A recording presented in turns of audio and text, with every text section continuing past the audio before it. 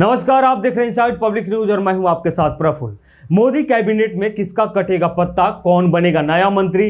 दिल्ली के सत्ता की गलियारों में बड़ी हलचल है। देश की राजनीति में इस वक्त की सबसे बड़ी खबर भी है।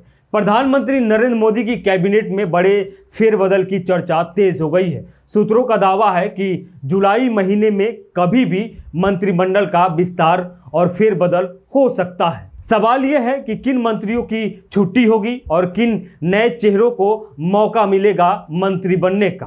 सबसे ज्यादा चर्चा शिक्षा मंत्री धर्मेंद्र प्रधान को लेकर है।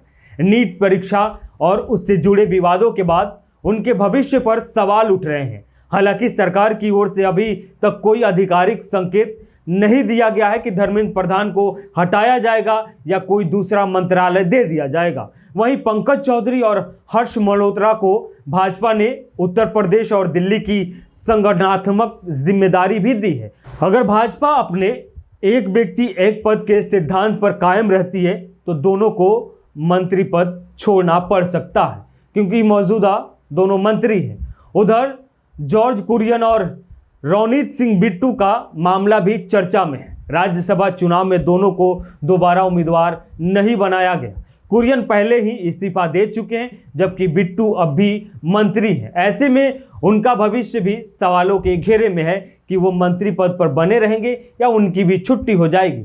लेकिन सिर्फ विदाई ही नहीं, नई एंट्री भी तैयार है।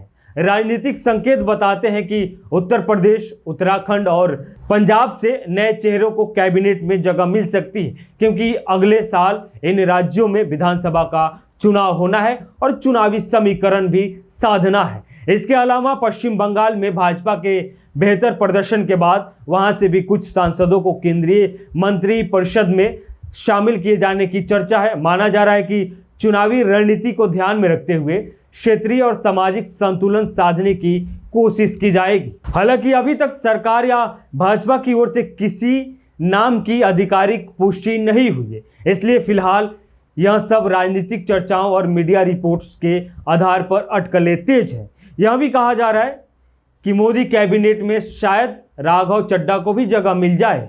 अब देखना होगा कि मोदी सरकार का अगला दांव क्या होगा। कोई मंत्री पद बचाने में सफल होगा, किसकी विदाई होगी, किन नए चेहरों को मौका मिलेगा, किन नए चेहरों की एंट्री होगी। आपके हिसाब से कैबिनेट में सबसे बड़ा बदलाव किस मंत्रालय में होना चाहिए? अपनी राय हमें कमेंट में ज़रूर बताइए।